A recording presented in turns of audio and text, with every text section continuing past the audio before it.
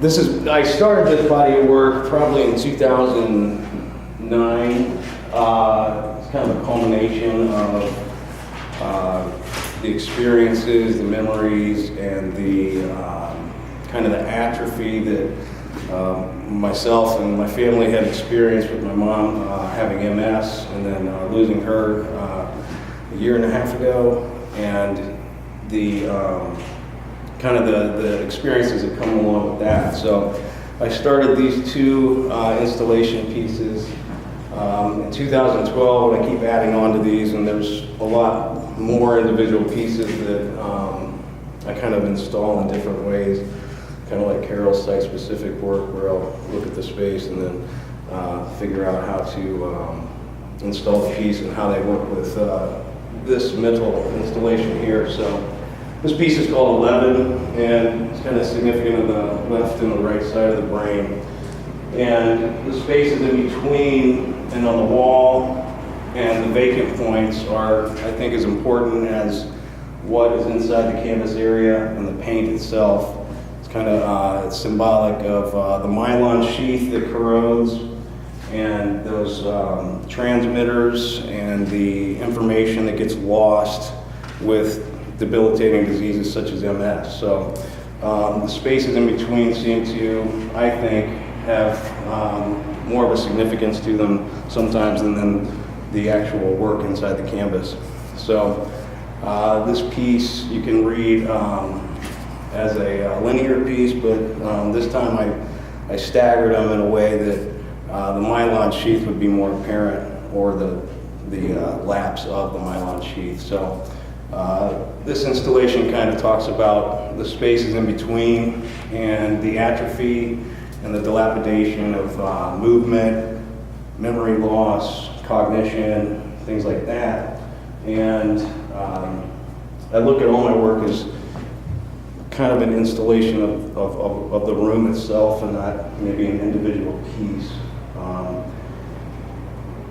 A lot of these pieces also are kind of reflective of like a macrocosmic view. If you were to look at maybe the experiences underneath a microscope, and how all of these pieces kind of interweave and interconnect is significant with the brain structure and the spinal cord, and the different information being transmitted from the brain to the actual physical movements. Let's see. So as we walk around here, I like to look at, the pieces themselves, but the actual spaces in between, and the lapse of information that's being kind of transmitted through each piece. And you see kind of a transmutation. Either way, I mean, usually we read from left to right, but the way I've set this installation up, it's kind of universal. It goes kind of in a 360-degree vantage as you read each piece. So I think that would explain it in a nutshell. Anybody have any questions? I'm curious about this installation here. We had a lot of fun putting it together. We did. But you were talking earlier about like loss of connection between neurons, Yeah. and there are interesting threads through the pieces. So, like for instance, you see like there's this black bar coming down and then transforms into another shape that's more colorful, and there are different like threads throughout the piece. Multiple pieces. Can you talk a bit about that? Yeah, I started with this I kind of, I never like to admit this, but when Trent Doyle Hancock came to talk, I got a chance to take him out, and then we talked about our work and how it related. And the way he talked about his work is part of a narrative and building a storyline with each character. And I had already had characters within my storylines, and I'd given these macrocosmic neurons, myelin sheaths, cells, things like that you look under a microscope. I'd given them a life, kind of personifying these things. And I started to make these color worms that kind of transmutated into these weird creatures that ate away at the body. And so as the color worm starts to kind of creep in and out of the brain, the stem cells, and all those kinds of things that transmit information, they get lost, they get cut away, some things are getting eaten away, and it also stemmed, I know this sounds a lot more convoluted when I say it out loud, but the color worms kind of stem from this alchemical process where, you know, you change something from ore into gold or things like that, and that's where that color worm significance kind of came through. It's a metaphor for change, transmutation, an alchemical process. And I think, does that answer your question? Yeah. Upon like first glance at these two pieces, like I noticed, you know, the different color schemes you were using, and I perceived it with a more like emotional sense, like this represents like, you know, happy times and those sad times. But could you speak a little bit more about the contrast between these two pieces? Yeah, I was thinking a lot along the lines of logic and creativity. Yes. And that being lost, mathematical kind of skills, language skills, the erasure of the motion, mobility, things like that, and then creativity, kind of the loss of, again, movement, but at the same time the loss of things that used to make you know. So as those get depleted or go away and are erased. Actually, I built these or created these with a knife and gasoline and kind of lit them on fire. And if you can see the ghost images underneath, some of the acrylic and watercolor, you have some of those erased memories kind of fading through, and those things kind of get mixed up along the way. So I think it's, you know, if you looked at maybe your memories or, you know, the dilapidation underneath the microscope, that's, I think, how I would see it. And the gasoline significance comes in with MS. You lose mobility and you get a burning sensation sometimes in your legs, and kind of the material speaks to those facets of the disease. So, does that answer your question? Yes.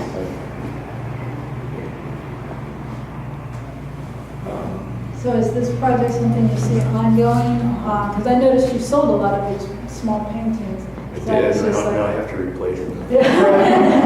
I mean, yeah, Which is a some- good thing. It's an ever-evolving kind of panel. Yeah, it's always evolving. So this, yeah, the 11, the two pillars, they're always evolving. They've been evolving, I think, since 2011, 2012. These started, you know, I started working small because I lost my studio space, and then I had to create smaller works. But yes, these are ongoing. Sometimes I'll put them together on the floor and connect them with a puzzle piece, and then that's how I'll start creating them. And then once they're connected, then I disperse them and mix them up and try to create some kind of new installation out of that. Are they all going the same direction every time? No. Yeah. No, Yeah. that's a good question. So some of the more formal panels are interchangeable, like that one had shifted over. This red line connects through this. Some of the more formal aspects, I'll switch at like a 45-degree angle or 90-degree angle, shift at 180 degrees sometimes. Just depending on how, what kind of skewed vantage I want to see it from. And then, yeah. I'm very curious about the painting in the back. Could you talk a bit about that, the story behind it? Yeah, so this one's called Mother and Child, and the significance is this: is it's circular and it's ongoing. And you know, not just the dilapidational process of eroding and the erasure of memories and the atrophy of the body, but kind of the lineage and those some negative, some positive things that get passed on to maybe somebody living with that kind of disease. So you see this circular kind of effect where the person, you know, without the disease takes on some of the burdens of that disease emotionally, psychologically, spiritually, all those kinds of things. And I kind of put it up here as, again, like you were investigating it under a microscope with the T-pins kind of peeled back like you used to dissect frogs or something like that back in the day. So, and it's kind of the emotional circular toll that effect has generationally, or passing that on from person to person to person. So, Okay. yeah. I noticed in all of the pieces you talk about the significance you have with negative space, and I was looking at how in this particular piece the negative spaces are varying in size. Could you talk about, like, is it because of, like, there's some memories we remember a lot of and less of another one, or something like that? Yeah, exactly. Oh, okay. Yeah. So, you know, the bigger the piece, the more significant, Mhm. right? Yeah. At least in my head. Okay. And a lot of these creatures too are made up characters that have stemmed from, you know, these archetypes that I've been painting for years. And so these little color worm people that take little bites out Mhm. of the people, you'll see a lot of bite marks that look like clouds, but they're not. They're little bite marks like that. But the more significant the creature, or the more significant the memory, or the more significant or the effect that had on me at the time, the bigger the piece. So are these based on your memories or other people's memories? It's Yours? based on, or, you know, I'm ingesting myself, not narcissistically, but ingesting myself as in a situation or in an experience that I've lived through, but kind of maybe seeing it through somebody else's eyes as well. So.